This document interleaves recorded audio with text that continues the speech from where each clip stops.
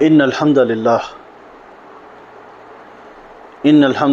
والصلاة والسلام علی اشرف الانبیاء والمرسلین نبینا محمد وعلی آلہ وصحبہ اجمعین۔ فاعوذ باللہ السمیع العلیم من الشیطان الرجیم، بسم اللہ الرحمن الرحیم۔ وَهُوَ الَّذِي يَبْدَأُ الْخَلْقَ ثُمَّ يُعِيدُهُ وَهُوَ أَهْوَنُ عَلَيْهِ وَلَهُ الْمَثَلُ الْأَعْلَى فِي السَّمَاوَاتِ وَالْأَرْضِ وَهُوَ الْعَزِيزُ الْحَكِيمُ۔ صدق اللہ العظیم۔ ترجمہ سماعت فرمائیے۔ وَهُوَ الَّذِي يَبْدَأُ الْخَلْقَ ثُمَّ يُعِيدُهُ، وہی ذات ہے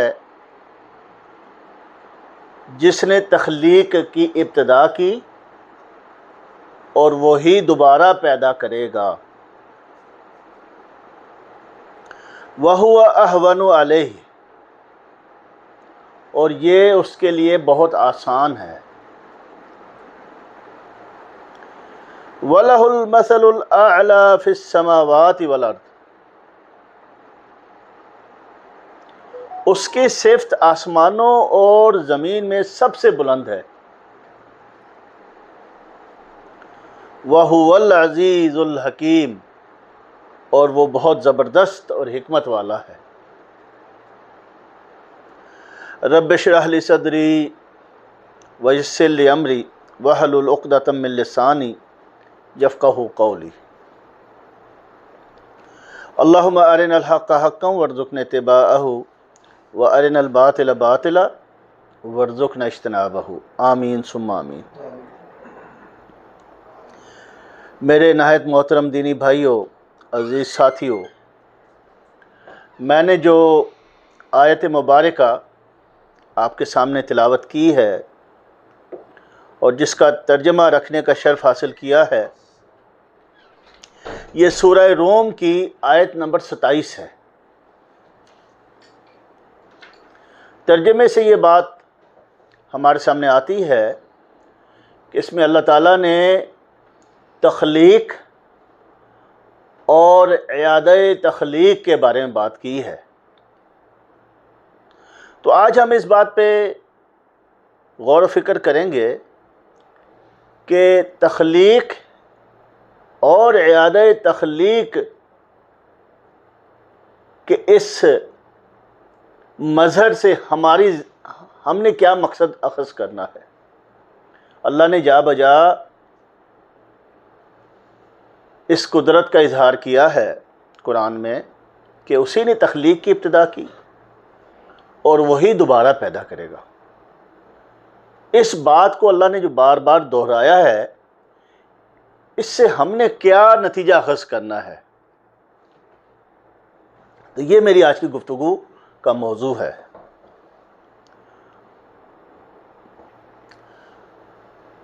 اس کائنات میں تخلیق کار صرف ایک ہی ہے اور وہ اللہ رب العالمین ہے۔ کوئی اور مخلوق اس صفت میں اس کی شریک نہیں ہے۔ اس کا ایک نام کیا ہے؟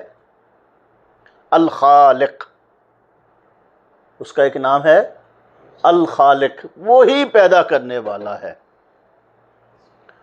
تو اس بات سے ہم نے کیا نتیجہ اخذ کیا؟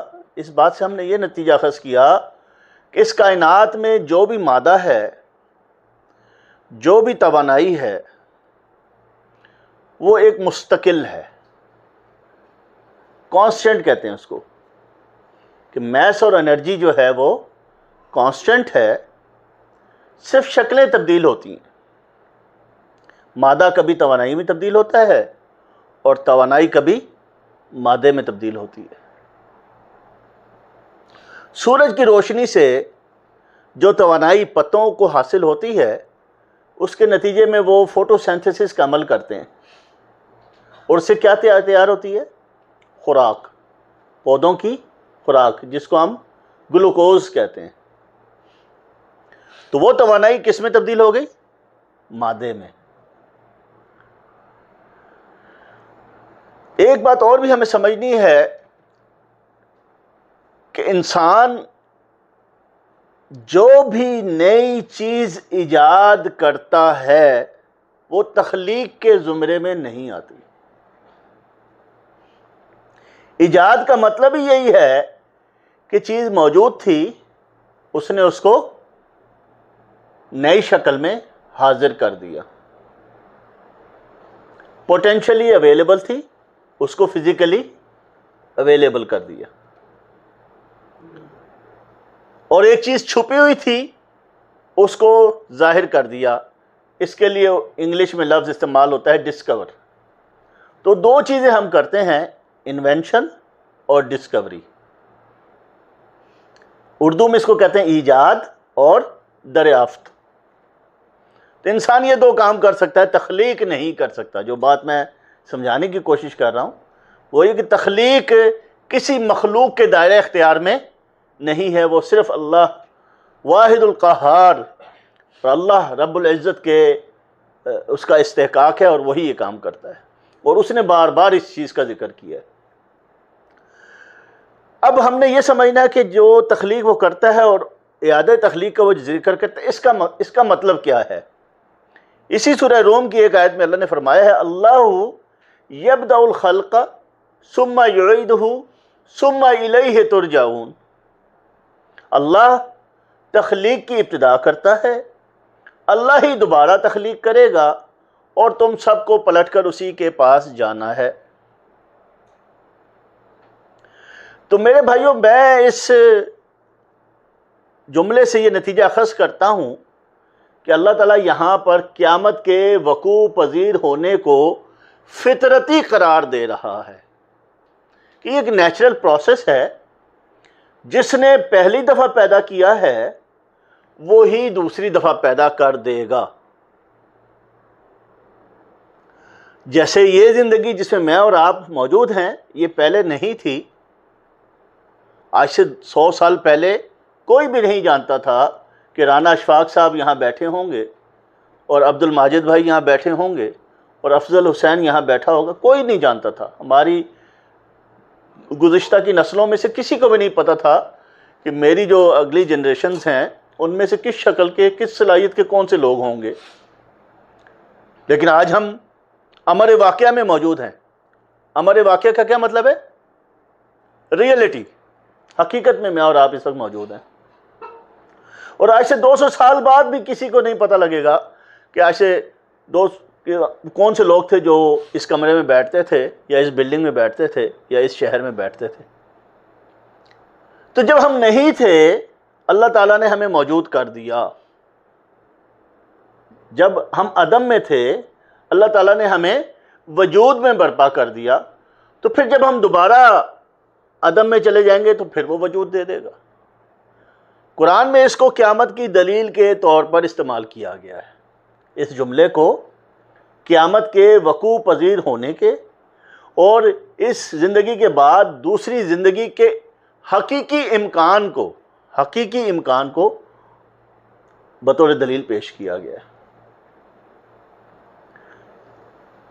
کفار مکہ آپ صلی اللہ علیہ وسلم کے ساتھ جب بحث کرتے تھے تو اکثر ایک دلیل لے کے آتے تھے کہ اگر تم سچے نبی ہو تو لاؤ ہمارے آباء و اجداد کو زندہ کر کے دکھا دو۔ اور وہ یہ سمجھتے تھے کہ آپ صلی اللہ علیہ وسلم چونکہ یہ نہیں کر سکتے اس لیے وہ اپنی بات میں سچے ہیں۔ وہ کیا کرتے تھے؟ وہ قبرستان سے بوسیدہ ہڈی اٹھا کے لے آتے تھے اور آپ صلی اللہ علیہ وسلم کے سامنے اس کو بھر بھری کر کے دکھا دیتے تھے۔ سورہ یاسین کی وہ کون سی آیت ہے؟ قال من یحیی العظام وہی رمیم۔ وہ کہتے ہیں اس ہڈی کو کون زندہ کرے گا؟ یحیی العظام، اس عظام کو، اس ہڈی کو کون زندہ کرے گا؟ وہی رمیم، جبکہ یہ بھربھری ہو گئی، ریت بن گئی۔